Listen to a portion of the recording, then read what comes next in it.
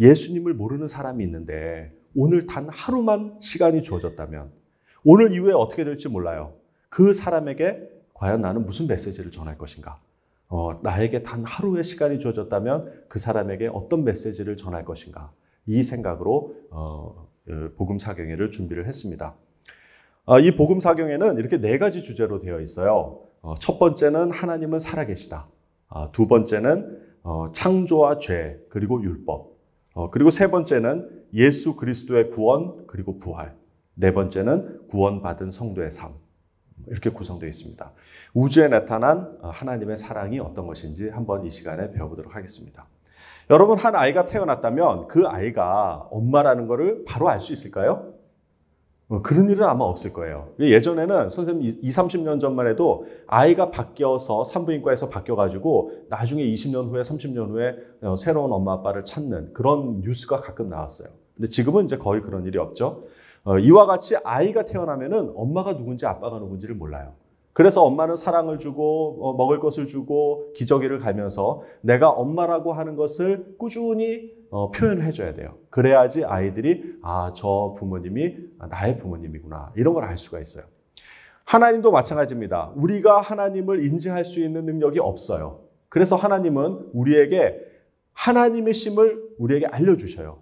그 방법이 2가지가 있는데 하나는 뭐냐면 일반 계시라고 하는 것이 있습니다. 이 일반 계시는 일반적으로 모든 사람들에게 다 공정하게 그것을 나타낸다라는 뜻이에요.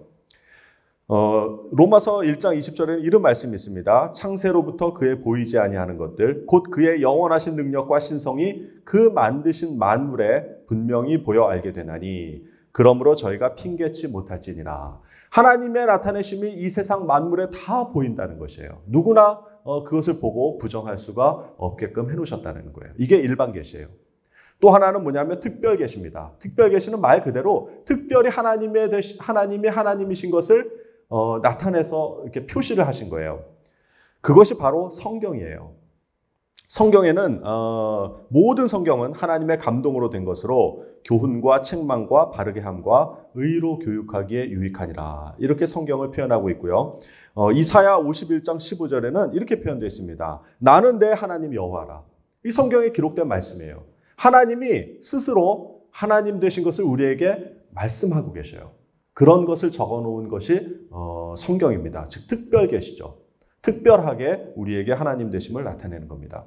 오늘 이 시간에는 일반 계시에 대해서 이야기를 하고 2강, 3강, 4강은 특별 계시에 대해서 나누도록 하겠습니다. 여러분 아까도 보셨지만 우리 하늘을 보면은 이렇게 멋진 우주가 있어요.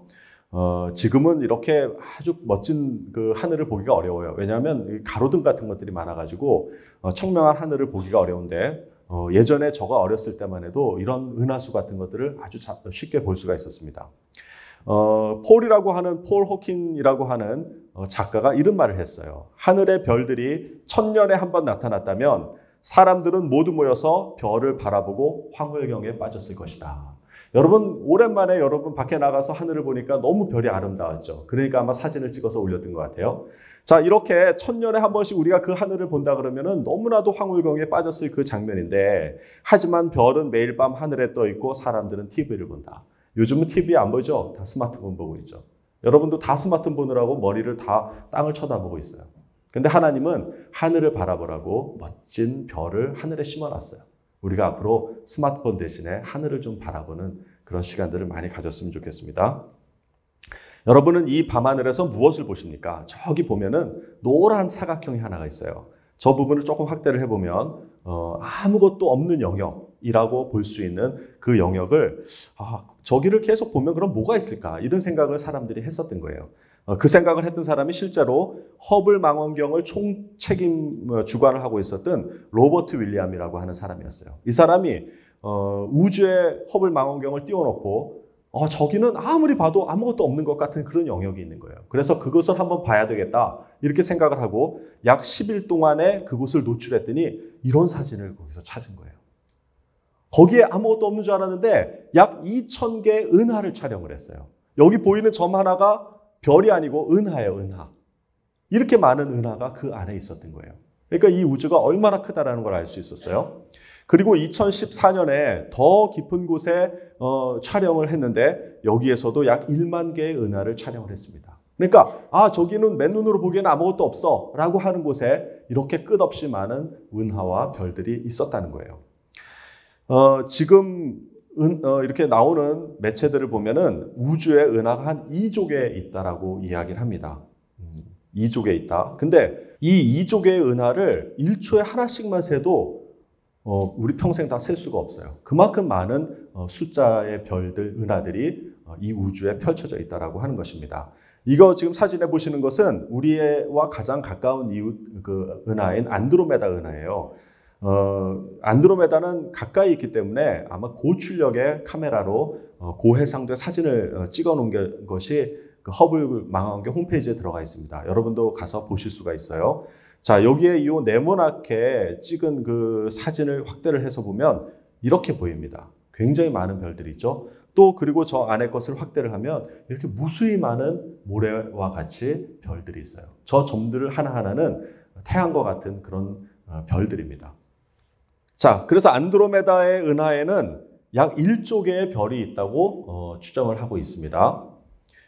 자, 그러면 이 우주에는 몇 개의 별이 있는 거예요? 아까 2조 개의 은하가 있었고 한 은하당 한 1조 개의 별이 있다 그러면은 두 개 곱하면 2의 10의 24승계의 별이 있는 거예요. 여러분 이게 2의 24승계가 얼마나 큰지 모르죠? 그래서 이거를 비교할 수 있는 거를 찾아보니까 전 지구에 있는 모래의 개수가 10의 22승계라는 거예요. 그러니까 이 별의 개수는 그냥 단순하게만 계산하면 이 지구에 있는 모든 모래의 한 100배쯤, 200배쯤 많은 거야. 근데 앞으로 더 많은 별들을 찾아낼 수 있을 것 같아요. 자, 그만큼 이 우주가 넓고 우리가 상상할 수 없을 만큼의 별들이 있어요. 태양 같은 별들이 10의 24승계가 있다는 거예요. 자, 그 중에서 오늘은 지구, 아주 특별한 이 지구에 대해서 한번 생각을 해보려고 합니다. 창세기 1장 1절에는 태초에 하나님이 천지를 창조하시니라 이런 말씀이 있고요. 또 같은 성경에는 하늘을 창조하시니 그는 하나님이시니 그가 땅을 지으시고 그것을 만드셨으며 그것을 견고하게 하시되 혼돈하게 창조하지 아니하시고 사람이 거주하게 지으셨다 그래요. 이미 이사야 시절에는 지금 과학 같은 게 없었을 때예요. 그때도 이사야가 이렇게 보기에 이 지구를 하나님이 사람이 거주하게 지으셨다는 것을 알 수 있었던 거예요. 자, 그래서 과연 지구가 어떻길래 사람이 살 수가 있는지를 이렇게 많은 증거들을 통해서 한번 보도록 하겠습니다. 자, 먼저 우리 은하계를 한번 살펴볼까요? 우리 은하는 이와 비슷하게 생겼습니다. 우리는 우리 은하에 살고 있기 때문에 우리 은하를 이렇게 볼 수가 없죠. 이 정도 나가서 사진을 찍을 만한 우주선을 만들려면 글쎄 가능할지 모르겠어요. 어쨌든 우리가 추정해서 만든 이 은하가 우리 은하라고 한다 그러면 우리 태양계는 어디 있냐면 중심에서부터 약 3만 광년 떨어진 곳에 있어요. 3만 광년이라고 하는 것은 빛의 속도로 3만 년을 가는 거야. 와, 그러니까 이 은하가 얼마나 큰 거예요? 이 은하가 10만 광년이에요, 지름이. 그러니까 10만 년 빛의 속도로 달려야만 끝에서 끝에 갈 수 있는 거대한 은하 속에 약 3만 광년, 중심에서 3만 광년 떨어진 곳에 우리 태양계가 있다는 거예요. 근데 이게 왜 여기에 있냐 이렇게 살펴보니까 너무나도 재밌는 게 뭐냐면 이 녹색으로 칠해진 이 환 안에 있는 그 별에서만 생명체가 거주할 수 있다는 거예요. 자, 이 은하 중심으로 들어가면은 여기에는 블랙홀이 있어요. 그리고 초신성이 있어요. 그리고 강한 어떤 그 별들이 있기 때문에 여기에는 그 강한 방사능이 존재를 하고 전자기파가 존재해요. 그래서 생명체가 살 수가 없어요. 그러면 요 녹색 바깥에는 어떻게 되어 있냐면 여기는 산소나 마그네슘이나 이런 그 생명체에 유익한 그런 그 기체가 적고 메탄이나 이런 가스들이 많아요. 그러니까 이 바깥의 지역에 있는 그 태양계가 있다면은 거기도 역시 사람이 살 수 없는 곳이 됩니다. 그래서 아주 묘하게도 이 녹색 그린존, 선생님이 여기 이렇게 칠해놓은 그 지역에만 생명체가 살 수 있다고 합니다. 태양계가 바로 그 위치에 있는 거예요. 자, 그리고 태양계를 조금만 더 자세히 보면은 이 태양계는 태양계 전체 질량의 99.8%를 차지해요. 그러니까 대부분의 질량은 태양이 가지고 있는 거예요. 그러니까 어마어마하게 큰 질량을 가지고 있는 겁니다. 여기에 이제 우리 지구 같은 행성들이 8개가 있죠. 자, 그런데 이 태양을 가만히 보면은요, 이 안에서 수소폭탄이 터지는 것 같은 엄청난 그런 그 반응들이 일어나요. 이게 핵융합 반응이라고 하는데요. 우리 그 신의 공동체 시간에 지금 학생들이 이걸 배우고 있어요. 근데 태양이 그 안에서 엄청나게 많은 폭발들이 일어나고 있는데도 그 폭발량의 변화율이 0.1%도 안 되게 굉장히 안정적으로 폭발하고 있다는 거예요. 그래서 이 태양의 열과 빛이 지구에 굉장히 안정적으로 비춰주고 있어요. 만약에 이것이 굉장히 들락달락하게 폭발하고 있다 그러면 우리는 어떨 때는 너무 뜨겁고 어떨 때는 너무 추워가지고 금방 죽을 수도 있단 말이에요. 근데 이것이 아주 안정적으로 우리에게 전해지고 있다는 겁니다. 자, 그런데 이 태양에서는 이 수소폭탄 같은 것들이 폭발을 하면서 엄청난 방사능과 전자기파가 나와요. 그리고 또 이제 빛과 열도 나오죠. 이런 것을 태양풍이라고 하는데 이 태양풍을 우리가 직접 맞으면은 우리가 죽게 돼요. 생명체가 살 수가 없게 됩니다. 그런데 이 태양풍이 어떤 역할을 하냐면 태양계 밖에, 즉 그 은하의 중심에서부터 오는 여러 가지 방사능과 유해 물질들을 차단하고 있다는 거예요. 그래서 태양풍이 이 태양계를 보호하고 있는 거예요. 참 놀랍죠? 자, 그러면 이 태양계에서 나오는 그 방사능과 전자기파는 어떻게 되냐 하면 이것이 역시 지구를 통과하게 되는데 이 지구에는 자기장이 있어요. 여러분, 나침반이 그 자기장의 그 증거를 보여주는 거잖아요. 이 자기장이 이 그림과 같이 이 자기장도 빛이기 때문에 이 빛으로 이 지구를 둘러싸요. 그러면 이 태양풍에서 오는 좋지 않은 방사능을 다 차단을 해주는 그런 역할을 하고 있습니다. 그래서 안전하게 지구가 생명체가 살 수 있도록 그렇게 해주고 있어요. 그 증거가 이제 극광이라고 하는 오로라라고 하는 극지방에 나타나는 이런 빛이 그 증거라고 볼 수 있습니다. 굉장히 아름답죠? 저도 한번 가서 이런 거를 보고 싶어요. 자, 그리고 태양에서 지구까지의 거리가 1억 5천만 킬로미터라고 되어 있는데요. 또 이게 아주 생명체가 살기에 가장 적합한 그런 거리입니다. 그래서 이 태양계 내에서도 생명체 거주 가능 영역이라고 이렇게 그린존으로 되어 있는데 앞에 있는 네 행성인 수성과 금성은 태양과 너무 가깝기 때문에 생명체가 살 수가 없어요. 그리고 화성 이후에 있는 목성이라든가 토성이라든가 이 영역도 너무 태양과 떨어져 있기 때문에 추워서 생명체가 살 수 없을 거라고 생각을 하고 있습니다. 오직 지구가 있는, 여기 이제 표시로는 화성도 이렇게 생명체 가능 영역이라고 하고 있는데 사실 화성만 해도 너무 추워요. 그리고 자전이 이렇게 잘 안 돼가지고 이렇게 햇볕을 보는 데는 굉장히 뜨겁고 안 보는 곳에는 추워요. 그래서 생명체가 살 수가 없다고 지금 판단을 하고 있습니다. 그러니까 이 태양계에서도 오직 지구만이 생명체가 살아갈 수 있는 그런 환경에 그 존에 있는 거예요. 자, 그런데 그 외행성에 보면은 수금, 지화, 목, 토, 천, 해 이렇게 있잖아요. 근데 이 외행성에 목성과 토성이 이렇게 큰 비율로 차지하고 있는데 저 이게 예전에 왜 그런지 몰랐어요. 왜 이렇게 큰 목성과 토성이 필요할까? 근데 얼마 전에 이런 그 일이 있었습니다. 그 행성, 우리가 수금, 지화, 목, 토, 천, 해 말고도 외부에서 태양계로 이렇게 진입하는 혜성들이 있어요. 이 혜성들은 굉장히 멀리 있다가 그 안쪽으로 궤도를 따라서 들어오는데 저 태양계 안으로 들어올 때는 태양의 중력에 의해서 굉장히 빠른 속도로 들어오게 됩니다. 그런데 이 목성과 토성이 이렇게 외부에서 들어오는 행성들, 헨리해성 같은 그런 해성들을 흡입하는 그런 역할들을 해요. 목성이 중력이 굉장히 강하기 때문에 지구 안쪽으로 들어오는 내행성으로 들어오는 이런 해성들을 막아주는 역할을 합니다. 실제로 이 사진을 보면은 이 목성이 해성을 품는 중력으로 빨아들여 가지고 그 내행성 안으로 들어오지 못하게 하는 그런 장면을 찍어놓은 그런 사진입니다. 오른쪽 하단에 보면은 이렇게 흑백으로 되어 있는데 저게 이제 목성하고 충돌해서 굉장히 밝은 빛을 내고 있죠. 저 정도의 그 해성이 지구와 부딪히거나 지구의 근처에 온다 그러면 아마 지구는 멸망할 수가 있을 겁니다. 자, 그리고 지구의 대기권은 이렇게 산소와 질소층으로 되어 있는데 우리가 이제 생명을 유지하는 데 굉장히 도움이 되는 그런 산소들을 품고 있죠. 근데 이 기능 말고도 목성과 토성이 이렇게 거르지 못한 그런 작은 그런 행성들이 있어요. 이런 것들이 지나가다가 지구와 부딪힐 때는 이 대기권에 들어오게 되는데 이 대기에서 모두 타서 없어지는. 그러니까 우리의 생명체를 보호하기 위해서 대기권이 이렇게 존재를 한다고 볼 수가 있죠. 그리고 지구는 지금 현재의 크기가 딱이에요. 딱 생명체가 거주할 만큼의 크기예요. 저는 그런 생각도 했습니다, 예전에. 지구가 좀 더 넓어서 땅이 더 많았다면 인류가 더 좀 풍성하게 살 수 있지 않을까, 이런 생각을 했었어요. 여러분도 그런 생각을 했는지 모르겠어요. 근데 이 지구가 정확히 이 사이즈여야만 생명체가 살 수 있다고 합니다. 지구가 지금보다 작아지면 중력이 약해져가지고요, 산소나 질소가 대기권으로 날아가 버려요. 그래서 산소를 가둘 수가 없어요. 근데 또 지구가 지금보다 이렇게 커지면은 메탄이나 암모니아 같은 것들을 내보내야 되는데 중력이 너무 커서 그런 가스들을 가두게 되는 거예요. 대기권 안으로. 그러니까 메탄이 여기에 이렇게 있으니까 역시 사람이 생명체가 살 수 없는 그런 곳이 된다고 합니다. 그러니까 지금의 사이즈가 가장 적절한 거예요.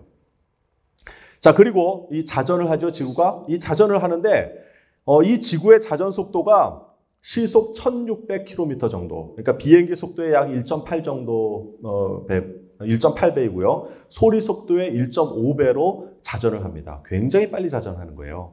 근데 이렇게 자전을 해야만 우리 생명체가 살 수 있다고 합니다. 이 자전이 만약에 2분의 1 느려진다 그러면은 어떤 현상들이 나타나냐면, 이게 천천히 도니까 해와 밤이 길어지는 거죠. 그죠? 그러니까 일교차가 극심해지는 거예요. 그러니까 더울 때는 엄청 덥고 밤에는 너무 추워지는 그런 현상들이 나타나서 생명체가 살기가 어려워져요. 근데 자전 속도가 2배 빨라지면 어떻게 될까요? 그러면 밤과 낮의 시간이 단축되는 거죠. 자, 그렇게 되면 원심력이 커지게 되고요. 바닷물이 적도 부근에서 이렇게 팽창을 하게 돼요. 원심력이 커지니까. 그래서 지각 변동이 일어나고요. 그리고 적도 부분에 있는 그 많은 그 육지들이 사라지게 되죠. 그리고 빨라지기 때문에 대기의 흐름이 빨라가지고 늘 태풍이 불어요. 이렇게 고요한 대기가 되지 않고 태풍이 불게 됩니다. 그래서 역시 사람이 살 수 없는 그런 공간이 될 수가 있어요. 그리고 여러분도 잘 알듯이 23.5도 자전축이 이렇게 약간 기울어져 있죠. 자, 이것은 이 23.5도가 기울어져 있기 때문에 사계절이 형성이 되고요. 그리고 태양의 에너지를 골고루 다 비칠 수가 있어요. 그리고 시뮬레이션을 해보면은 정확히 23.5도 정도가 기울어져야만 지구의 경작 면적이 높아져요. 여러분, 그것도 참 놀랍죠? 그래서 가장 곡창지대가 어디에 있어요? 약 북위 40도 정도. 우리나라보다도 그 더 위쪽에 있는 그쪽에 밀생산지라든가 이런 게 많거든요. 왜 그러냐면 23.5도 기울어져 있기 때문에 여름에는 그쪽 지역에 태양이 굉장히 많이 쬐요. 약 18시간 정도까지도 태양이 거기에 쪼이기 때문에 곡식이 굉장히 잘 자랄 수가 있습니다. 그래서 이 자전축이 정확히 23.5도 기울어져 있기 때문에 생명체가 살기 쉽다고 합니다. 23.5도보다 더 크면은요, 온도 차이가 극심해지고요. 더 작으면 계절의 변화가 생기지 않아가지고 사람이 살 수가 없는 곳이 됩니다. 자, 이렇게 지구의 몇 가지 지금 요소들을 봤는데, 요 몇 가지만 보더라도, 참 저게 저렇게 우연히 될 수 있을까 싶을 정도로 사람이 살기에 기가 막히게 설계가 되어 있는 거예요. 자, 그런데 여기 또 달이라는 것이 존재를 합니다. 지구의 행성이죠. 자, 이 달은 지구의 자전축을 잡아주는 역할을 해요. 여러분, 팽이가 이렇게 돌 때 원심력이 커질 때는 모르지만 약간 팽이가 속도가 줄면 흔들거리죠. 예, 마찬가지예요. 지구도 아주 원심력이 세서 막 그렇게 하면은 사람이 다 날아가니까 정확하게 이 아주 그 기가 막힌 속도로 돌아야 되는데, 그렇게 되려면 자전축이 흔들려요. 그런데 이 달이 그 자전축을 잡아주는 역할을 하는 거예요. 자, 이 중화일보에 이런 기사가 있었어요. 만약 달이 없었다면, 그러면 이 달에 그 저항이 없기 때문에 지구의 자전 속도는 점점 빨라지고요. 그 다음에 밀물과 썰물이 없어져가지고 부패해가지고 수중생물이 살 수가 없어요. 그리고 하루가 짧아져서 8시간 정도밖에 안 될 거라는 거예요. 그리고 자전축이 이렇게 팽이가 막 요동치듯이 막 요동을 쳐서 결국 거기에는 사람이 살 수가 없게 된다고 합니다. 그러니까 달이 저게 왜 있느냐 하면 우리가 살게 하기 위해서 하나님이 거기다 만들어 놓으신 거예요. 자, 그럼 달이 2개면 어떻게 될까요? 조수간만의 차이가 심해져가지고 엄청 높은 300m가 넘는 파도가 친다고 그래요. 그리고 하루가 길어지겠죠. 왜? 중력이 세지니까 자전 속도가 느려질 겁니다. 그 자전 속도가 느려지면 온도차가 서로 극심해지기 때문에 역시 사람이 살 수 없는 곳이 돼요. 그러니까 지구에는 달이 딱 하나 있어야 되는 거예요. 자, 이거는 제가 그 비율대로, 지구와 달의 비율대로 한번 그 그림을 그려놓은 건데, 이렇게 멀리 떨어져 있어요. 사실 달이 바로 여기 있는 것 같은데 이렇게 멀리 떨어져 있어요. 이 거리가 38만 4천 킬로미터예요. 이 거리를 가려면 자동차로 한 160일 정도, 그리고 KTX로 53일, 비행기로는 약 18일 정도를 가야 되는 그런 거리입니다. 근데 참 묘하게도요, 이 달과 지구 거리 안에 지구의 다른 행성들이 여기에 다 들어갈 수 있는 그렇게 넓은 먼 거리입니다. 자, 그런데 이 달이 지구와 조금만 더 가까워지면 어떻게 될까요? 그럼 달의 중력이 더 세지기 때문에 밀물과 썰물이 더 강해지겠죠. 그래서 파도가 치게 됩니다. 이렇게 계속 높은 파도가 치게 돼 있어요. 그래서 해변가에 사람이 살 수가 없어요. 만약에 지구와 더 멀어진다면 어떻게 될까요? 그럼 조수간만차가 없기 때문에 바다 생물들이 살 수가 없어요. 참 묘해요. 이게 조수간만이 잘 일어나서 바다와 밀물 썰물이 일어나면서 그 안에 산소를 공급하기 때문에 지금의 수중 생물들이 살 수가 있는 거예요. 자, 근데 참 우연이라고 하기에는 너무나도 기가 막힌 것이 뭐냐면 지구에서 달과 태양을 보면은요, 크기가 똑같아요. 여러분 그거 좀 또 이상하지 않아요? 자, 이렇게 그래서 나타나는 현상이 뭐냐면 개기일식이에요. 이건 하나님이 우리에게 주신 보너스예요. 정말 이거는 어떻게 이렇게 될 수 있을까 싶을 정도로 기가 막혀요. 이게 무슨 소리냐면 지구의 위도의 33도쯤에서 보게 되면은요, 이 태양과 달이 2분의 1도, 그래 0.5도 안에 같은 각의 존재를 한다는 뜻이에요. 어떻게 이게 그렇게 될 수가 있어요? 우연의 일치가 아닌다라는 거예요. 그래서 이 지구에서 달과 태양을 볼 때 반 정도 일식이 있었죠. 불과 몇 개월 전에 있었어요. 선생님도 봤어요. 지나가면서 맨눈으로 이렇게 흐리게 해서 본 적이 있는데 이렇게 가끔 10년에 한 번씩 일식 현상을 보여주면서 내가 이렇게 태양과 달을 기가 막히게 맞추지 않았냐 하고 하나님이 우리에게 일반 계시로 보여주시는 거예요. 자, 이와 같이 우주는요, 하나님이 모든 것을 설계를 해놓으셨어요. 내가 여기서 다 이야기를 하지 못하지만 앞으로 이런 시간을 빌어서 더 다른 주제로 한번 해보도록 할게요. 그래서 이거는 자연이 아니에요. 스스로 있는 게 아니에요. 이 자연이라는 말은 스스로 있다라는 뜻이잖아요. 근데 그게 아니에요. 하나님이 그렇게 만드신 거예요. 그래서 천연이라고 불러야 되는 거예요, 원래.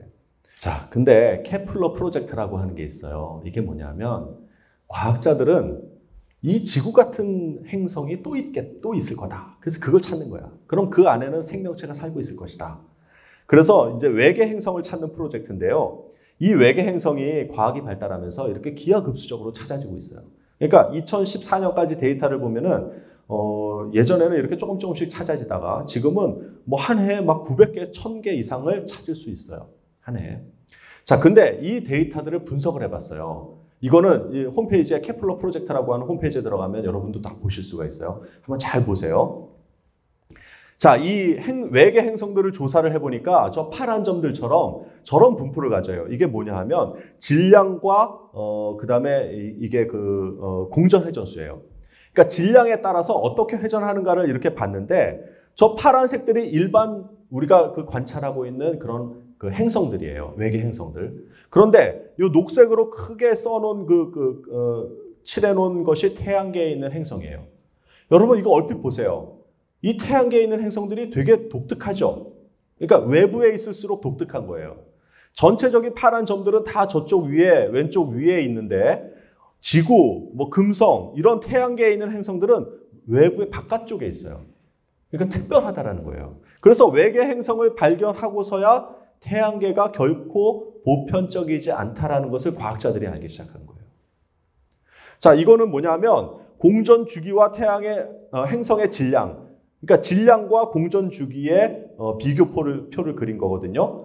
저렇게 보면은 녹색 행성, 그 다음에 빨간 행성 이런 것들을 다 관찰을 해보면은요, 지구는 아주 바깥쪽에 있죠.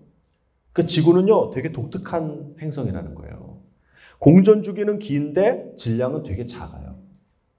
그러니까 이런 게 없는 거예요, 거의. 자, 그리고 또 지구를 또 어떻게 보냐면 공전 주기와 공전 주기별로 별의 개수를 한번 봤어요. 그러니까 공전 주기라고 하는 것은 우리는 지구를 한 바퀴 도는데 365일 걸리잖아요. 그래서 지구가 여기에 있는 거예요, 여기. 여기에 365일 때는 요 지점에 있는데 대부분의 외계 행성은 어디냐면 그 공전 주기가 50일 미만이에요.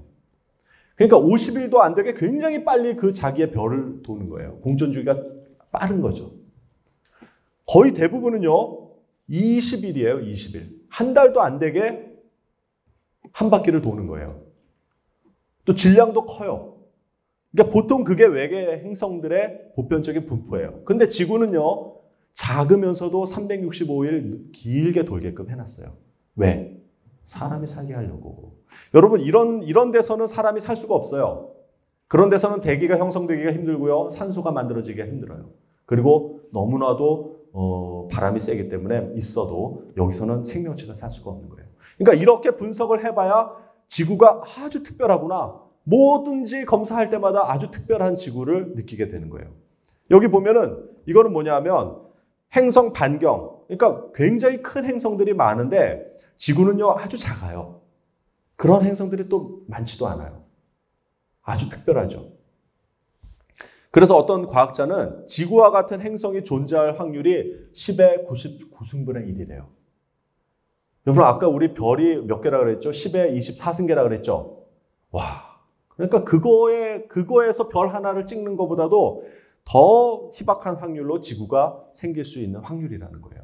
그러니까 이게 확률적으로 태어날 것이라고 생각하는 순간 지구는 제로예요. 이거는 제로예요. 10의 99승분의 1은 제로예요. 수학적으로. 그러니까 아주 지구는 특별한 행성이라는 거예요.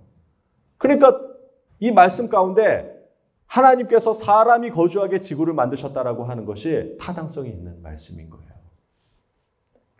자, 이와 같이 지구에 우리 몇 가지 그 상황들을 봤잖아요. 아주 특별하게 생명체가 살 수 있는 그런 요소들이 자전축이라든가 공전이라든가 거리라든가 이런 회전이라든가 이런 것들이 달의 유무라든가 이런 것들이 아주 구체적으로 하나도 어긋남 없이 다 맞아야만 우리가 지금 여기서 살 수 있는 거예요.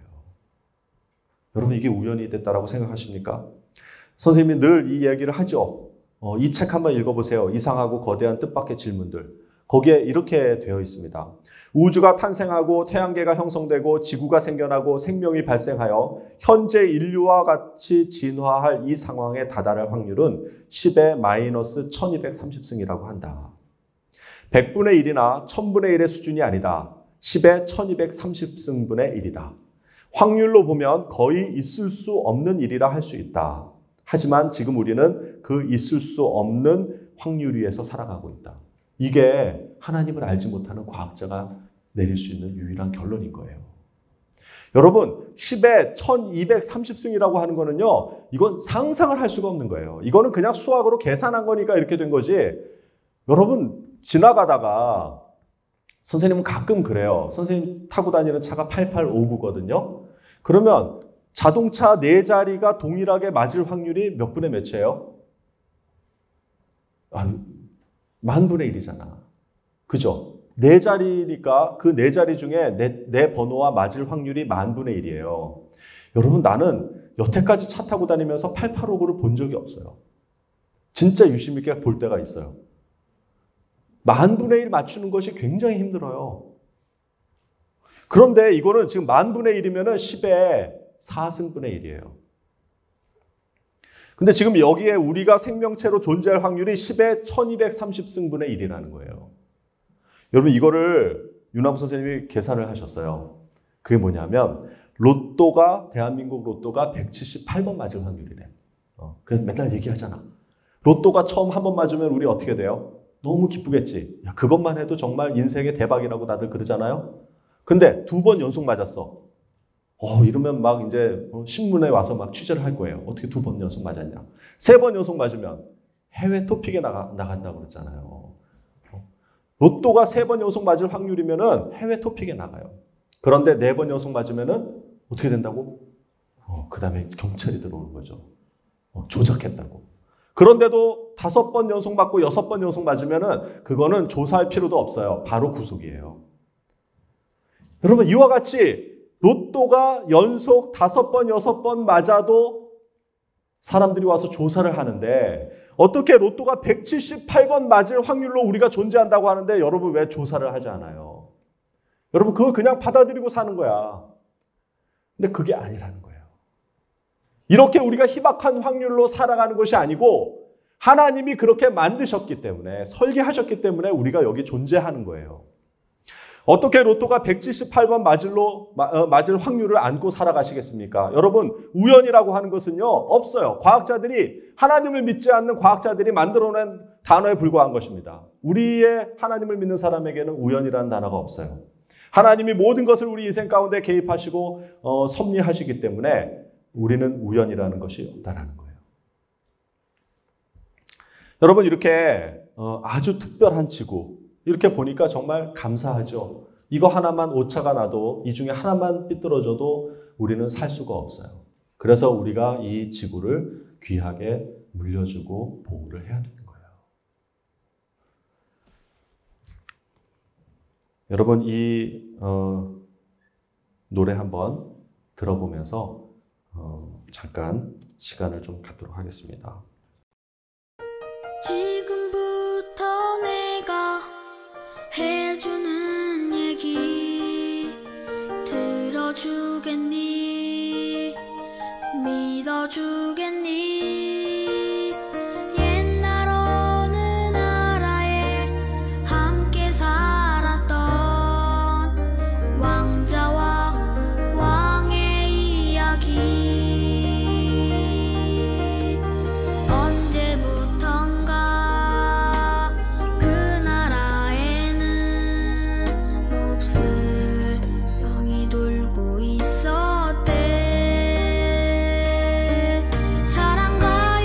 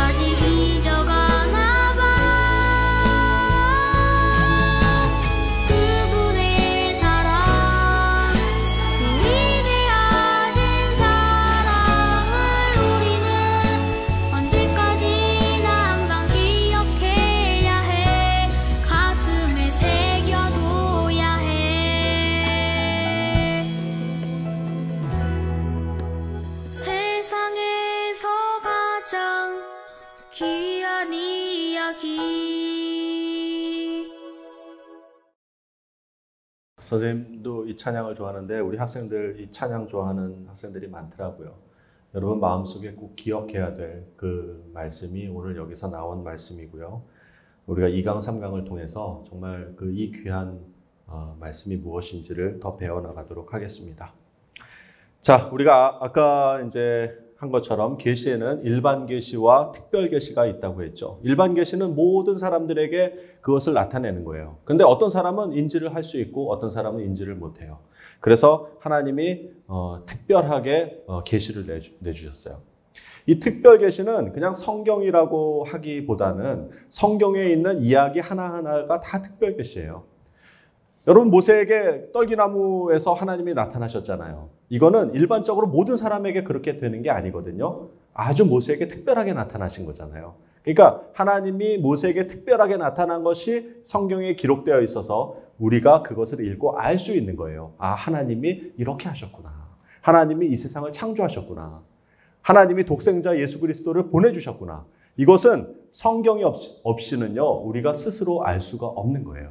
그래서 성경 말씀으로 그 특별한 계시들을 기록해 놓은 것입니다. 자, 그런데 지금 이제 선생님이 이야기할 거는 뭐냐면 이 일반 계시와 특별 계시의 이 차이가 있어요. 일반 계시와 특별 계시의 아주 이해할 수 없는 그런 차이가 있는데 여러분 그게 왜 그렇게 존재를 하나를 좀 알아보려고 합니다. 아인슈타인, 굉장히 아주 유명한 학자죠. 이런 말씀을 했습니다. 어떤 큰 세력이 우주 내에 혹은 배후에 활동하고 있음을 알고 있다. 여러분 아인슈타인은 그냥 기록에 의하면 예수 그리스도를 인격적으로 만난 분은 아니라고 알고 있어요. 그러나 이 자연을 연구를 하면서 우주를 연구하면서 여기에는 분명히 누군가 어떤 그 지성적인 존재가 이 우주를 만들었다라고 하는 것을 고백을 했어요. 여러 글들을 통해 가지고. 자, 그리고 여기 과학과 신앙과의 관계를 하버드대에서 강연했던 그 분이 있는데 이 레이저의 원리를 이용해 밝혀내 가지고 노벨상을 받은 분이에요. 찰스 타운스라고 하는 이 과학자가 하버드에서 강연을 하면서 이런 말씀을 했습니다. 과학자들, 특히 물리학자들은 이곳 지구는 매우 특별한 세계라는 것을 인정하고 있다.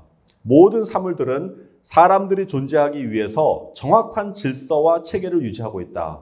이곳 지구는 우주에서 환상적으로 특별한 곳이다. 그런데 어떻게 이러한 세계가 우연히 생겨날 수 있단 말인가?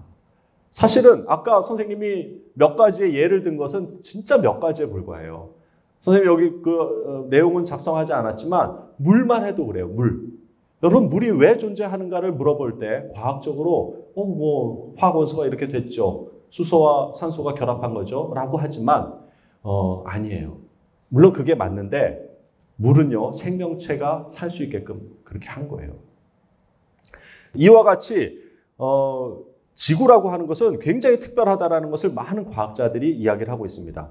근데 에드워드라고 하는 한 과학자는 이렇게 얘기를 해요. 우주의 모든 것이 우연에 불과하다라는 것을 나는 믿지 못하겠다. 그렇다고 해서 내게 어떤 종교적인 신념이 있는 것도 아니다. 신이 있다고 믿지도 않는다. 나는 무신론자도 아니다. 불가지론자도 아니다. 저기에 뭐가 있는지 혹은 뭐가 있을지 나는 잘 모르겠다. 그러나 다른 한편으로는 우리가 아는 이 특정한 우주는 지성이라고 부를 만한 무엇인가가 있다라는 결과임에 틀림없다. 여러분 이 사람이 여기서 이렇게 쓰는 거는요. 내가 뭔지 뭐 이런 걸 다 떠나서 아무것도 몰라도 되는데 그 한 가지 알아야 될 것은 뭐냐면 아주 특별한 지성이 이 우주 안에 있다라는 거예요. 여러분 이와 같이 과학자들은요. 일반 계시를 알아요. 일반 계시라고 하는 것은 이 자연과 우주를 통해서 아 이것은 어떤 특별한 지성이 있구나. 큰 세력이 있구나. 거대한 에너지라고 있구나. 지성이라고 부를 만한 무엇인가 있구나. 라는 것까지는 아는 사람들이 많이 있어요. 그런데 이분이 바로 이 거대한 지성이 성경에서 말하는 여호와 하나님이라는 것은 인정하지 않아요.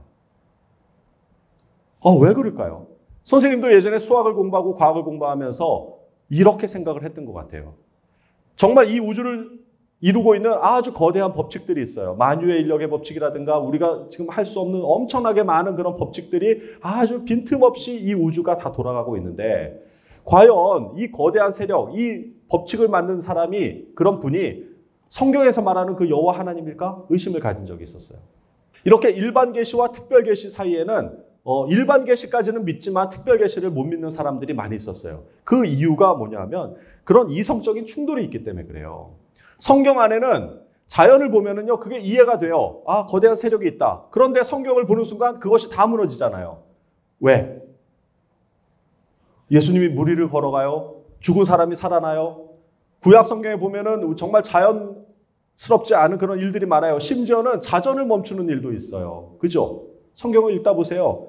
전쟁 중인데 기도를 하니까 하나님한테 그 기도를 하죠. 그래서 해가 그냥 그 골짜기에 머물러 있었던 적이 있어요. 거의 종일토록 내려가지 않았다 그래요. 여러분 그게 무슨 뜻이에요? 지구의 자전을 멈춘 거예요. 여러분 이렇게 과학적으로 말도 안 되는 일이 성경에 기록되어 있단 말이에요. 그래서 일반 계시와 특별 계시의 어떤 충돌이 일어나는 거예요. 특히 과학자들이 보기에는 더 그런 거예요. 성경을 믿는다라고 하는 것은 과학을 버려야 되는 그런 엄청난 그 결과들을 초래하는 거예요. 저도 그랬었어요. 아니 이성적이지 않은 걸 어떻게 믿어요?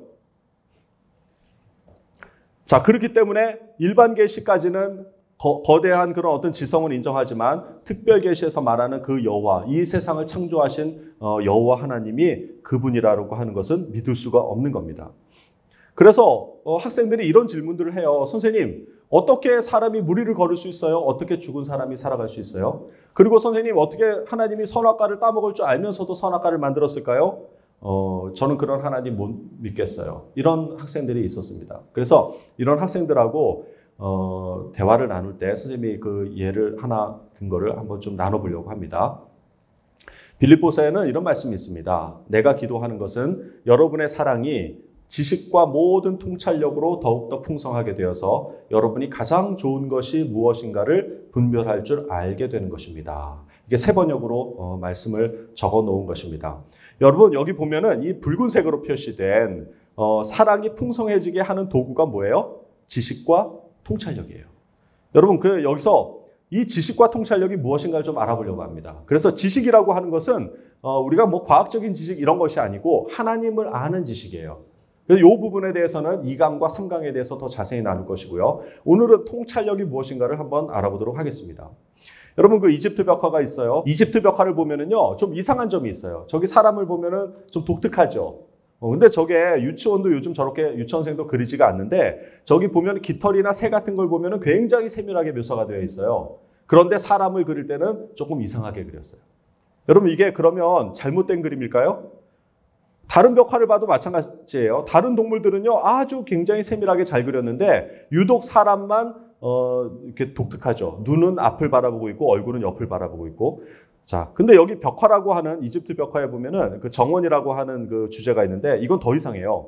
연못은 위에서 바라보고 있는데요. 나무는 옆에서 바라보고 있고요. 그 안에 있는 오리들은 또 옆으로 가고 있고요. 수초들도 옆으로 가고 있어요. 그러니까 굉장히 다양한 관점들이 여기 혼재되어서 사용되고 있더라는 거예요. 자, 이것이 뭐냐면 정면성의 원리라고 하는 겁니다. 사물의 특징을 가장 뚜렷하게 보여주는 면에서 묘사해가지고 되도록이면 사물의 형태를 온전하게 전달하기 위해서 쓰는 기법이에요. 사람의 얼굴이 옆에서 볼 때는 그 특징이 가장 잘 드러나고 또 눈은 정면을 볼 때, 발은 옆면, 옆못은 위에서 볼 때, 물고기는 누워있을 때 그 형태가 온전하게 드러나기 때문에 이런 기법으로 그림을 그린 거예요. 그러니까 이거는 잘못 그린 그림이 아니고 뭔가 그 당시에 사람들이 후세대 사람들 혹은 다른 나라 사람들에게 그 자기의 문화를 설명하기 위해서 이렇게 의도적으로 왜곡해서 그려놓은 거예요. 그렇죠. 뭔가 메시지를 전하려고 하다 보니까 있는 그대로 보고 그리는 것이 아니라는 거예요.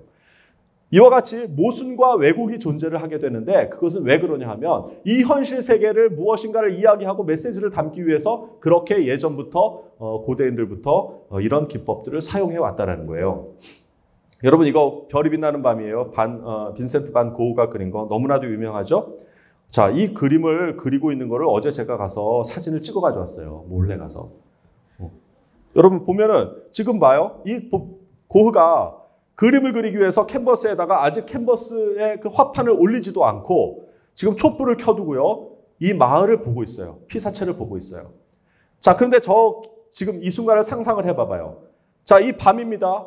여러 가지 소리가 들려요. 지금 소리가 들리고 꽃향기가 나고 바스럭거리는 소리가 나고 그리고 저쪽에 폭풍우가 막 몰려오는 것 같은 그런 스산한 마음과 또 이 나무가 바람에 휘날리면서 내는 소리들이 들려요. 안 들리죠? 나는 들었어요. 어제 가서 사진 찍으면서. 그러니까 이 고흐는요, 지금 뭔가 자기의 내적인 그런 어떤 예술론을 막 일으켜가지고 그 감각을 살려내서 그림을 그리기 위해서 지금 뭘 하고 있냐면 자기의 그 감정을 조절하고 있는 거예요. 다양한 소리와 이 풀벌레 소리 이런 것들 향기를 맡으면서 그 감정을 녹여넣어서 그것이 폭발할 때 그림을 그리려고 기다리고 있는 거예요. 그런데 여러분 이게 여기 사진에는 느껴집니까? 안 느껴지죠. 고흐는 바로 그런 시간을 찾아가지고 이와 같이 자기의 감정을 그림에다가 확 표현을 해놓은 거예요. 그러니까 뭔가를 표현하고 싶은데 그 사실을 그대로 표현하는 것이 무슨 의미가 있냐라는 거예요. 여기 보면 구름이 막 휘어지죠. 나무가 춤을 추죠. 마을이 막 아주 거대한 터치로 지금 움직이고 있는 것은 뭐냐면 지금 고흐 안에 있는 예술적인 그런 감각이 극에 달아가지고 그것을 붓으로 표현을 한 거라는 거예요. 자, 여기 보면 이 A라고 하는 것은 사진 그 당시의 3차원적인 상황인데 사실은 3차원적인 게 아니죠. 4차원이죠. 시간이 흘러가고 있고요. 거기에 또 여러 가지 차원이 더해집니다. 뭐 소리가 들리죠. 향기가 나죠. 촉감이 나죠. 이런 어떤 예술적인 감각을 도저히 2차원적으로 표현할 수가 없기 때문에 2차원 종이에다가 이와 같이 선실을 왜곡해서 그리는 거예요. 이것이 고흐뿐만 아니고 많은 예술가들, 음악하는 사람들이 이런 기법들을 쓴다라는 거예요. 차원이 축약이 되면은요, 왜곡을 할 수밖에 없어요. 우리가 그림자는 우리의 온전한 모습을 다 드러낼 수가 없잖아요. 그림자는 2차원이기 때문에 3차원에 다니는 우리는 그림자로서 표현할 수가 없는 거예요. 그래서 왜곡이 되는 거예요. 여러분, 이와 같이 모순과 왜곡이라고 하는 것은 뭔가가 이상하게 들릴지 모르지만 자기의 메시지, 자기의 뭔가를 예술적인 것들을 표현하기 위해서 많은 사람들이 그렇게 쓴다라는 거예요. 자, 여기 그 말씀 한 구절을 읽어볼게요. 레위기에 이런 말씀이 있습니다. 참 재미있어서 제가 인용을 하는 거예요. 제물을 바치는 사람은 화목제물 가운데서 내장을 덮고 있는 기름과 내장 주변에 있는 모든 기름을 여호와께 바치는 화제로 삼아라. 제사장은 그것들을 제단 위에 태워 바쳐라. 그것이 화제이며 그 냄새가 여호와를 기쁘게 한다. 모든 기름은 여호와의 것이다. 이것은 너희가 어디에 살든지 지금부터 지켜야 할 규례이다. 너희는 기름이나 피를 먹지 말라. 레위기에 이런 말씀이 있어요. 여러분 보세요. 이게 광야를 지나는 그 백성들은 지금 먹을 것이 별로 없는데 여러분들 삼겹살하고 내장, 곱창 얼마나 맛있어요. 여러분 진짜 좋아하죠. 우리 얼마 전에도 삼겹살 먹었는데 목살보다 삼겹살이 맛있는 이유가 뭔지 알아요? 기름이 있어서 그런 거예요. 여러분 그런데 여기 요 내용만 한번 표면적으로 봅시다. 그렇게 맛있는 기름을 어떻게 하라는 거예요? 다 태워서 바쳐라. 심지어는 모든 기름은 여호와의 것이다라고 율법으로 강하게 그걸 묶어놓는 거예요. 너희는 기름이나 피를 먹지 말라. 여러분 이렇게 요 글만 봤을 때는 레위기에 나타난 하나님의 속성이 뭔 것 같아요? 왜 맛있는 거 우리 안 주고 왜 혼자 먹으려고 먹지 말라고 하지? 이렇게 생각할 수가 있다는 거예요. 그래서 이거를 보고 하나님은 욕심쟁이 이렇게 생각하면 안 된다는 거예요. 자, 지금은 과학이 발달해서 왜 그런지를 설명할 수가 있어요. 여기 보면 사람의 체온은 36.5도에서 37.5도. 그래서 우리가 요즘 코로나 때문에 37.5도 이상 되면은 병원에 가야 된다고 그러잖아요. 그러니까 운동을 해서 올릴 수 있는 체온의 최고치가 37.4도예요. 그 이상이 되면 이건 다른 이상 때문에 병에 걸렸다라고 보는 거죠. 그런데 이 양이라든가 염소라든가 돼지라든가 이런 걸 보면은 사람의 체온보다 높아요. 38도에서 40도 정도 분포를 보이고 있어요. 여러분 말 탈 때 말 안으면 어때요? 말 목에 이렇게 손을 대면 따뜻하죠? 굉장히 따뜻하죠? 옆에 있는 친구 될 때 하고 말 될 때 하고 한번 해보세요. 말이 더 따뜻해요. 자, 동물들은요 자기를 보호해야 되기 때문에 이렇게 체온이 높아져 있어요. 그리고 특히 초식동물 같은 경우는 바스락 소리만 들려도 바로 튀어나가야 되거든요. 그러니까 온도가 높게 되어야만 자기를 보호할 수 있습니다. 근데 조류는 더 높아요. 닭이라든가 이런 경우는 41도, 42도까지 올라가거든요. 왜냐하면 날아가야 되기 때문에. 뭐 닭은 날지는 못하지만 어쨌든 다른 조류들은 뭔가 바스락거리면 날아가야 되기 때문에 항상 예열된 상태로 있어야 되는 거예요. 그래서 사람이 다른 동물보다 체온이 낮아요. 만약 이런 상태인데 돼지고기를 먹으면 돼지비계를 먹으면 어떻게 돼요? 닭고기, 닭비계 먹으면 어떻게 돼요? 온도가 2, 3도 정도가 떨어진 곳에서 그 기름이 우리 몸에 쌓이게 된단 말이에요. 그러면 그게 약간 끈적이면서 피에 섞여가지고 모세혈관 같은데 이렇게 쌓이게 돼요. 여러분 그것이 이제 잘못해서 뇌 혈관이 터지고 그러면은 심각한 그런 죽음에도 이르게 되는 거예요. 혈관에 문제가 생기는 거예요. 여러분 이게 과학이 이게 발달된 지가 얼마가 안 돼서 이런 이야기들을 할 수 있는 거지, 그 당시에 광야 시대에 이런 것들을 하나하나 설명하면서 너희들 기름 먹지 말아라 이렇게 할 수가 없는 거예요. 이해도 못하니까. 그래서 하나님이 우리의 생명을 보존하기 위해서, 그 당시에 공동체 생명을 보존하기 위해서 강하게 율법으로 먹지 말라고 한 거 아닌가. 선생님은 그렇게 해석을 하는 거예요.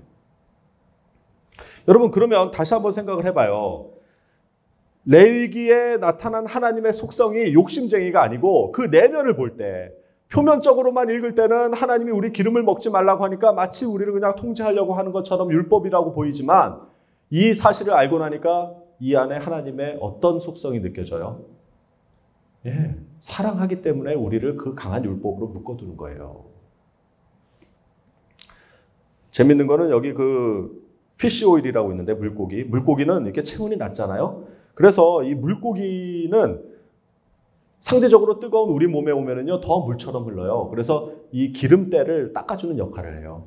그래서 여러분 그 오메가3 보면은 여기 정제 어유라고 되어 있거든요. 이게 무슨 뜻이냐면 물고기 기름이라는 뜻이야. 그래서 물고기 기름은 먹어서 혈행 개선에 도움을 줄 수 있는 기능식품이에요. 자, 그래서 이렇게 하나님은 우리에게 강한 율법으로 그 당시에 묶어뒀던 거예요. 자, 그래서 이 안에 사랑이 존재를 하죠. 근데 그 사랑이라고 하는 것이 우리 눈에 느껴져요? 안 느껴져요? 어떨 때는? 이거는 무형이기 때문에 느껴질 수가 없어요. 그래서 율법이라고 하는 그릇에 담을 수밖에 없는 거예요. 여러분, 여러분에게 사랑하는 부모님이 여러분을 사랑하지만 어떨 때는 말 안 들으면 잔소리하고 때로는 야단도 치죠. 여러분 그것 때문에 부모님이 나를 사랑하지 않는다라고 그렇게 하면 안 되는 거예요. 부모님이 여러분을 사랑하기 때문에 여러분에게 율법으로 구속할 수가 있는 거예요. 그 율법으로 사랑을 담는 그릇으로 쓰는 거예요. 자, 우리가 아까도 봤죠. 모순과 왜곡과 이 율법이라고 하는 것은 뭐냐면 그 안에 진리, 내가 표현하고자 하는 어떤 메시지, 사랑이라고 하는 것을 담을 수 있는 그릇이라는 거예요. 그래서 표면만 보면은 모순이처럼 보이고, 표면만 보면 왜곡돼 보이고, 표면 속에서는 나를 속아매는 그런 어떤 율법처럼 느껴지는 것이지만, 그러나 그 안에 진리와 사랑을 꿰뚫어 볼 수 있는 능력이 뭐냐면 통찰력이라는 거예요. 그래서 하나님의 사랑을 알려면 겉에 보이는 것만 가지고는 안 된다는 거예요. 통찰력을 가지고 그 안에 그 정말 진정한 의미가 무엇인지를 여러분들이 생각을 하고 꿰뚫어 볼 수 있는 그 능력을 가져야만 그 안에 진리와 사랑을 느낄 수가 있는 겁니다. 여러분, 그래서 저는 그 생각을 한 거예요. 일반 계시와 특별 계시에 이런 어떤 충돌과 모순이 일어나는 것은 왜 일어날까? 왜 성경에는 일반 계시에 나타난 자연 현상을 무시하는 일들이 일어날까? 이것 때문에 참 고민을 많이 했었는데, 여러분 이게 하나님이 우리를 사랑하기 때문에요. 그냥 일반적인 용어로 하지 않아요. 여러분 진짜 사랑하는 사람들은요 자주 싸워요. 여러분 옆집 아저씨랑 싸워요? 혹시? 엄마랑 많이 싸워요. 옆집 아줌마 아저씨랑은 사이 좋죠? 가면은 옆집 아줌마 아저씨가 뭐 사탕 주고 막 이렇게 하죠. 근데 엄마는 어떻게 해요? 맨날 싸워요. 전화해가지고 여러분도 하면은 엄마 아빠랑 자주 싸워가지고 삐지고 그런단 말이야. 근데 왜 그러냐 하면 사랑하기 때문에 그런 거예요. 물론 옆집 아저씨 아줌마도 사랑하지만 그렇게 막 내 인생을 개입할 정도로 그렇게 사랑하지는 않는 거예요. 자, 그래서 일반 계시는 뭐냐면 하나님이 우리에게 보편적으로 우리를 사랑하신다는 증거인데, 특별 계시라고 하는 건 뭐냐면 너무나도 사랑하기 때문에 이 일반적인 자연 현상으로는 도저히 말을 할 수가 없는 거예요. 그래서 그 자연 현상을 왜곡시켜 버리는 거예요. 그게 기적인 거예요.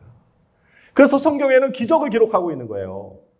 만약에 어떤 사람이 이 성경을 믿기 위해서 자기가 인간적으로 썼다 그러면 그런 기적을 빼야죠. 물로 포도주를 만들었다? 야, 이건 말도 안 돼. 이건 빼야 돼. 그리고 빼고서 기록을 했을 거예요. 그래야 사람들이 믿지. 그래야 우리가 예수를 신으로 받들어서 우리 종교가 더 커지지. 만약에 그런 목적이라 그러면요, 예수가 죽은 자 가운데서 부활했다? 이건 말도 안 되는 얘기야. 빼야 돼. 이걸 누가 믿겠어? 그렇게 뺐을 거예요. 그러나 성경에는 그런 기적들이 그대로 다 기록되어 있습니다. 당연한 거예요. 하나님이 우리를 사랑하셨기 때문이라는 거예요. 여러분, 제가 이거를 수학을 공부하면서 이해를 못했었어요. 어떻게 성경에는 저 기적과 같은 초자연적인 일들이 일어날까? 이거는 이해를 못하겠다. 그런데 선생님이 이 히브리서 1장 1절부터 3절 말씀을 읽으면서 내 마음이 다 무너져 버렸어요. 여러분 한번 같이 읽어봅시다. 옛적의 선지자들을 통하여 여러 부분과 여러 모양으로 우리 조상들에게 말씀하신 하나님이 이 모든 날 마지막에는 아들을 통하여 우리에게 말씀하셨으니 이 아들을 만유의 상속자로 세우시고 또 그로 말미암아 모든 세계를 지으셨느니라. 이는 하나님의 영광의 강체시오 그 본체의 형상이시라. 그의 능력의 말씀으로 만물을 붙드시고 죄를 정결하게 하는 일을 하시고 높은 곳에 계신 지극히 크신 이의 우편에 앉으셨느니라. 여러분 이 말씀을 읽는데 갑자기 이 3절에 빨간색으로 표현된 죄를 정결하게 하는 일을 하시고 이게 내 눈에 들어왔어요. 그런데 그 바로 위에는 뭐가 있냐면요. 그의 능력의 말씀으로 만물을 붙드시며 이게 뭐냐면 만물을 지금 붙들고 계세요. 우리가 지금 이 지구에서 이렇게 살고 있게 하기 위해서 하나님의 말씀으로 지금 붙들고 계시고요. 이 태양을 돌고 있는 것도 다 하나님이 붙들고 계셔서 그런 거예요. 그런데 그거에다가 죄를 정결케 하는 일을 하신다는 거예요. 여러분 그래서 이게 생각을 한 거예요. 만물을 말씀으로 붙드시는 것 이것이 바로 일반 계시예요. 이게 자연적인 거예요. 이게 수학적이고 과학적인 거예요. 그런데 죄를 정결하게 하는 것 여러분 이 두 가지가 있다면 어떤 게 더 위대한 일이에요? 이 세상을 만물로 붙들어서 움직이게 하는 것과 우리의 죄를 정결하게 하는 능력 어떤 게 더 어려운 일이에요? 둘 다 어려운 일이에요. 우리는 할 수가 없는 일이에요. 그렇죠? 예, 그럼에도 불구하고 한 번 더 보자는 거예요. 정말 만물을 붙드신다라는 것은 무슨 뜻이냐면 이 물질 세계를 창조하신 거예요. 그리고 지금 운행하고 계시는 것. 여러분 이런 능력을 가지신 분이 그 만물을 물질 세계의 기적을 일으키는 거 못 하시겠어요? 이 세상을 창조하신 분이 지구를 돌리시는 분이 지구의 자전을 잠깐 멈추는 거 못 하실 것 같아요? 아니 그러면 안 되죠. 여러분 그런데 그거보다 더 위대한 일이 뭐냐면 죄를 정결하게 하는 거예요. 이건 영의 세계의 문제거든요. 물질 세계가 아니라 영의 세계에서 우리의 죄를 정결하게 하는 능력을 가지신 분이라는 거예요. 그래서 제가 이거를 질문을 바꿔봤어요. 어떤 것이 나에게 더 의미 있을까? 어떤 것이 더 위대한 일일까라는 것이 아니라 어떤 것이 나에게 더 의미 있는 일일까라고 이 질문을 바꿔보니까요. 여러분 이게 그래서 제 마음에 이 모든 것들이 다 그때 이해가 됐던 거예요. 여러분 죄를 정결하게 한다는 거는요. 이거는 정말 감히 이 물질 세계에서는 상상할 수가 없는 거예요. 여러분 이 세상에서 이 세상을 만물로 돌리시는 분이 만약에 기적을 못 일으키신다고 해봐요. 그런데 어떻게 그런 분이 영적인 죄를 정결하게 할 수가 있어요? 그건 말이 안 되잖아요. 그러니까 하나님은 지금 성경에서 계속 우리한테 무슨 얘기를 하시려고 하냐면 내가 너희들의 죄를 사해 줄 수 있다. 내가 너희의 죄를 정결하게 할 수 있는 일을 할 수가 있다는 걸 보여주기 위해서 이 세상에 기적을 베푸시는 거예요. 내가 이렇게 이 물질 세계를 만물로 붙들지만 그러나 내가 이 안에서 이 만물을 붙드는 것을 기적을 일으켜서 하는 것처럼 그런 능력의 하나님이라는 거예요. 그렇기 때문에 내가 영의 세계에서 인간들의 죄를 정결케 하는 일을 할 수 있다는 거예요. 여러분 그러니까 이게 다 이해가 되는 거예요. 그러니까 기적이 없다면은요 성경이 아니에요. 도덕책이지. 그래서 우리는 성경을 읽는 것이 그 안에서 어떤 도덕적인 것을 찾는 것도 있지만 그 이상의 것은 뭐냐면 그 성경 말씀을 읽으면서 우리의 죄가 사해졌구나라는 걸 깨닫게 하시려고 성경을 쓰신 거예요. 그것이 특별 계시인 것입니다. 그래서 예전에는 일반 계시와 특별 계시가 충돌이 일어난다고 생각을 한 거예요. 그래서 나는 일반 계시만 믿고 특별 계시는 믿지 못하는 경향이 있었던 거예요. 근데 이거를 그렇게 죄를 사하는 능력이 있는 분인 걸 알고 나서 이게 특별 계시 안에 일반 계시가 들어가 있구나. 이 일반 계시를 만드시고 만물을 붙드시는 분이 기적을 일으키시는 그런 위대한 분인데 그분이 바로 우리의 죄를 사할 수 있는 능력이 있다는 걸 알게 된 거예요. 여러분, 그거를 느끼고 이 말씀을 한번 다시 읽어보세요. 3절만 한번 읽어보도록 하겠습니다. 이는 하나님의 영광의 광채시요 그 본체의 형상이시라. 그의 능력의 말씀으로 만물을 붙드시며 죄를 정결하게 하는 일을 하시고 높은 곳에 계신 지극히 크신 이의 우편에 앉으셨느니라. 참 어마어마한 말씀인 거예요. 우리가 믿는 하나님은 이런 분이라는 거예요. 자, 아까 말씀으로 다시 돌아가려고 합니다. 내가 기도하는 것은 여러분의 사랑이 지식과 모든 통찰력으로 더욱더 풍성하게 되어서 여러분이 가장 좋은 것이 무엇인가를 분별할 줄 알게 되는 것입니다. 이 사도 바울의 기도가 나의 기도가 되길 바랍니다. 우리 선생님들이 여러분을 위해서 하는 기도가 될 거예요. 여기에서 가장 좋은 것이 무엇인지를 분별하게 할 수 있는 그 두 가지 요소가 뭐냐면 지식과 통찰력이에요. 그래서 오늘 배운 것처럼 우리가 이 성경 안에 있는 어떤 기적, 초자연적인 현상, 그것만 바라보는 것이 아니라 그 안에 내면을 꿰뚫어 보면은요, 하나님이 그만큼 능력 있는 분이라는 거예요. 우리의 죄를 사해 주실 수 있는 분이라는 거예요. 그 통찰력으로 그 안에 있는 사랑을 볼 줄 알기를 바랍니다.